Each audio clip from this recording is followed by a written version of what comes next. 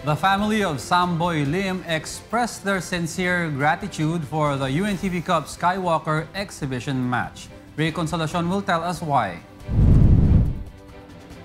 It was a successful PBA Legends and UNTV Cup All-Stars exhibition match last night. The proceeds of the exhibition game was given to the mother of Samboy Lim at the Smart Araneta Coliseum. PBA Legends wins the match versus UNTV Cup All-Stars with a score of 102-94. Mr. Public Service Kuya Daniel Razon himself handed the 1 million pesos to Mrs. Corazon Lim as assistance. All the players in the PBA Legends team expressed gratitude to Kuya Daniel, who organized the exhibition game for the Skywalker. Lahat kami na mga nakasama ni Samboy Lim, one way or the other, natutuwa dun sa nangyari at resulta nitong aming pagsasama-sama at dun sa maitutulong dun sa kanyang continuous medical needs, no? Masarap magtulong sa kaibigan na alam mo yun, na nagiging teammate ko rin. So we hope and pray na gumaling siya.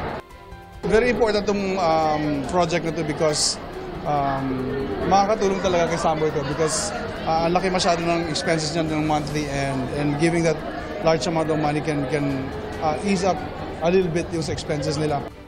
Nakakatabangan ng puso kasi yung iba talagang nag-volunteer sila na sumali kahit alam kong hindi naging teammate ni Samboy yung iba, hindi naging close, pero makikita mo nagkaisa talaga for him. Nagpapatunay na kami ay buo at willing tumulong kung sino man yung... Una ay pagpapasalamat kay Kuya Daniels kasi talaga sa totoo siyang nagbigay ng idea.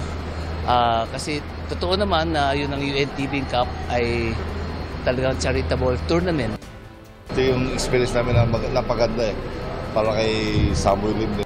Kami nagpapasalamat sa buong pamilya ng UNTV Cup sa pamumuno ni Kuya Daniel Razon sa pagbibigay ng tulong sa pamilya ni Samboy Lim.